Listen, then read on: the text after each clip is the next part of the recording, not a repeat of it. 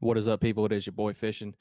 I'm going to go through the 2022 recruiting class. I'm going to go all the way through the top 300. I'm going to tell you everything I know about every single player.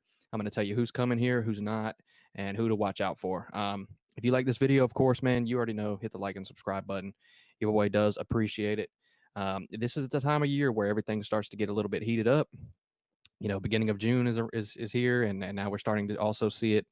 A lot of things going on, and we're far from over, but I'm going to give you a little bit of an update onto where we are right now. So let me go ahead and pull this up for you. All righty. So here we have Arch Manning, of course. We're out of this recruitment. We kind of fell out of it, stopped recruiting recruiting him too hard. I don't know if we'll still get an official visit from him or not. It's been canceled. Number 3 recruit in the country, number 1 cornerback, Cormani McLean. They've got him at 100% to Florida. If I had to give you my opinion, I would say 70% Florida, 30% Bama. But I still do see us landing Cormani McLean, and he'll be the top recruit that we get in this class if we do land him. You got Francis Mauagia right here, however you say that. Elite offensive talent right here. His recruitment's a little bit all over the place. We're in his top 6 schools, and he's definitely interested, but I don't know if I see him coming here. It's kind of a long shot. We'll see what happens there. It's one to watch out for, but a really elite offensive tackle talent that would be amazing to land this year. Dante Moore, 5-star quarterback. In my opinion, going to Notre Dame. We're completely out of it for him. Here you see Tony Mitchell. Tony Mitchell, Alabama and LSU right here. In my opinion, Tony Mitchell is more of he's an A&M, Florida, and Bama lean. And I say lean. I would give him the same percentage to land at any of those 3 schools. That's kind of how wide open I see his recruitment. Brandon Ennis to USC or Ohio State, of course. Peter Woods, got him at 100% to Alabama. He was the most sought after defensive lineman for Florida that we've had. I don't think it's 100% Alabama, but it probably is pretty close, and it's probably a good possibility. But that's where he goes.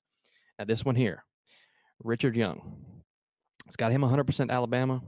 I actually do believe this one. It's kind of an Ohio State and Bama battle. I think Bama wins this one. This is the type of player, if you're Billy Napier, not now. I'm not saying it has to happen now, but if you like to run the ball, you're putting offensive tackles in the league and running backs in the league, and that's your strength, and your strength is recruiting. Also, you got to start landing a player like this in the years to come. Like I said, not this year. This is the type of elite game changing player that you need to start landing in the years to come to make yourself propelled to be an elite team. Richard Young is an absolute freak. Right below him, we got AJ Harris. It looks like a Florida lean for him. I don't know why really Clemson's on here. I thought this was more of a Bama Florida kind of battle. But if I had to guess, we may get him, but just barely. It's a tight one, and A&M's in there too. Samuel Mpemba, 100% Miami. I don't know if he's 100% Miami, but he's probably going to Miami. And that'll probably be their best recruit of the class also. Going to try to speed it up here a little bit so that we don't make this video too long. Here we got Jaden Rashada, 5-star quarterback that just dropped into a 4 after he took a visit to Florida. Kind of ironic there. This is going to be a big get, not only because we need an elite quarterback at Florida and that we haven't had a recruit like that in a long time, but not only that, if we lose Anthony Richardson this year, he has an amazing year and goes to the draft, then we're sitting on depth and transfer portal hopes and possibilities. And I don't really like that at all. I really want a QB in this class. I've been saying it. This could be the one. It's not a top 5 quarterback. It's not nothing amazing, but it's a extremely talented quarterback. And I just can't stress enough how talented the kid is and how bad we need a quarterback like this in this class. And not on, and like I said, and also for other wide receivers to fall suit, and the whole offense as a whole to recruit better, you need a player like this to get committed to the university. Right under him, Cedric Baxter. This is a big one too. We have 2 leading running backs, both 5 stars, that are probably more than likely going to the draft this year. You got to have 2 that back them up, or to at least replace the depth with. And Cedric Baxter and Trayon Webb are both in that position. Now, Trayon Webb is more of a lock to me. I think he's probably 100% Florida at this point.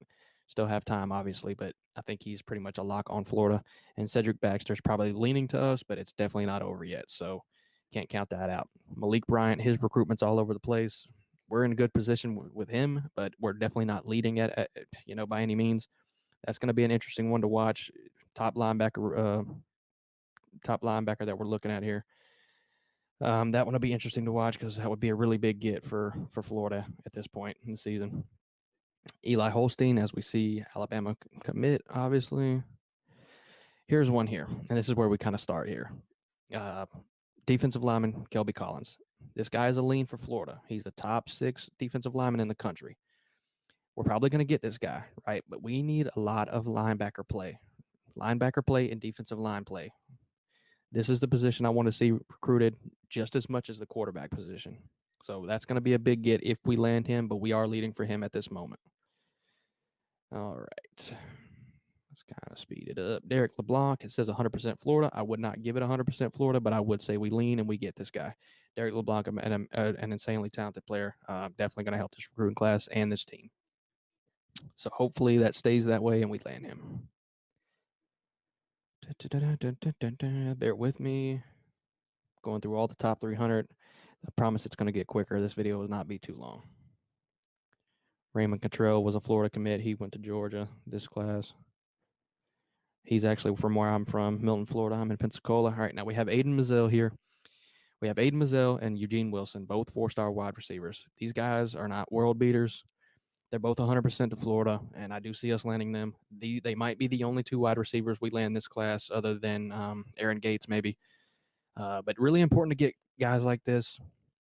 You need good wide receivers to recruit any quarterback, and you need good quarterbacks to recruit any good wide receivers. So the fact that you're getting, right outside the top 100 of 2 wide receivers, it's completely fine with me, and I'm happy for it. I love to have the guys on the team.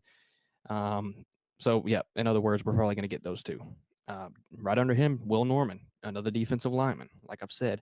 Now, this one's interesting to me because it's a 50-50 battle with Penn State and Florida. Now, he goes to IMG.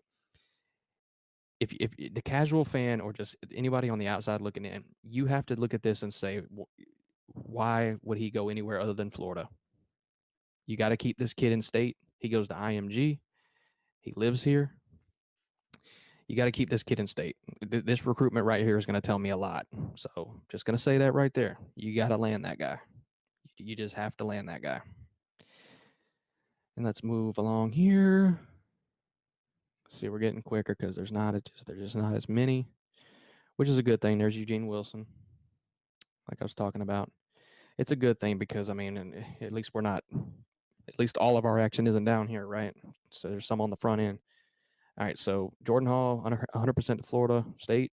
I kind of thought he was coming to Florida. It still might be a battle. I don't think it's 100% to Florida State. But again, another defensive lineman.